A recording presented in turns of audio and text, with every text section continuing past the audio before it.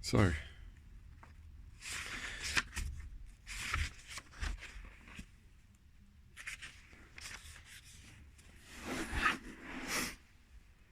my name is Mina, and I love the night. Anything seems possible at night when the rest of the world have gone to sleep. It's dark and silent in the house, but if I listen close, I hear the beat, beat, beat of my heart. I hear the creak and crack of the house. I hear my mum breathing gently in her sleep in the room next door. I slip out of bed, and I sit at the table by the window. I tug the curtain open. There's a full moon in the middle of the sky. It bathes the world in its silvery light. It shines on Falconer Road and on the houses and the streets beyond, and on the city roofs and spires, and on the distant mountains and moors.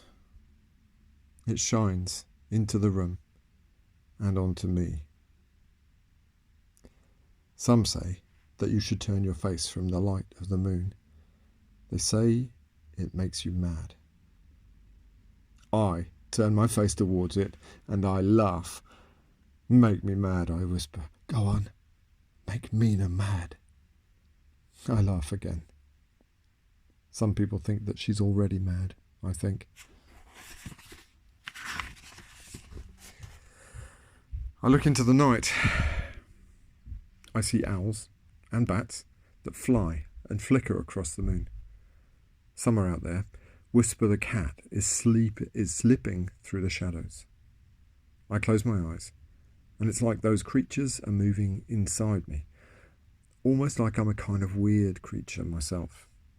A girl whose name is Mina, but more than just a girl whose name is Mina. There's an empty notebook lying on the table in the moonlight. It's been there for an age. I keep on saying that I'll write a journal. So I'll start right here, right now. I open the book and write the very first words. My name is Mina, and I love the night. This is, then what shall I write? I can't just write this happened, then that happened, then this happened to boring infinitum. I'll let my journal grow, just like the mind does. Just like a tree or a beast does. Just like life does. Why should a book tell a tale in a dull straight line? Words should wander and meander. They should fly like owls and flicker like bats and slip like cats. They should murmur and scream and dance and sing. Sometimes there should be no words at all. Just silence. Just clean white space. Some pages will be like a sky with a single bird in it. Some will be like a sky with a swirling swarm of starlings in it. My sentences will be a clutch, a collection, a pattern, a swarm, a shoal, a mosaic. They will be a circus, a menagerie, a tree, a nest. Because my mind is not in order, my mind is not straight lines. My mind is a clutter and a mess. It is my mind, but it is also very like other minds. And like all minds, like every mind that there has ever been, and every mind that there will ever be, it is a place of wonder. The mind is a place of wonder. The mind is a place of wonder. A place of wonder. The mind is a place of wonder. When I was at school, at St. Bede's Middle, I was told by my teacher, Mrs. Scullery, that I should not write anything until I had planned what I should write. What nonsense. Do I plan a sentence before I speak it? Of course I do not. Does a bird plan its song? before it sings. Of course it does not. It opens its beak and it sings. So I will sing. I did want to be what they called a good girl, so I did try. There was one fine morning when the sun was shining through the classroom window. There was a cloud of flies shimmering and dancing in the air outside. I heard Mrs. Scullery telling us that she wanted us to write a story. Of course, we'd need to write a plan first, she said. She asked whether we understood. We told her that we did.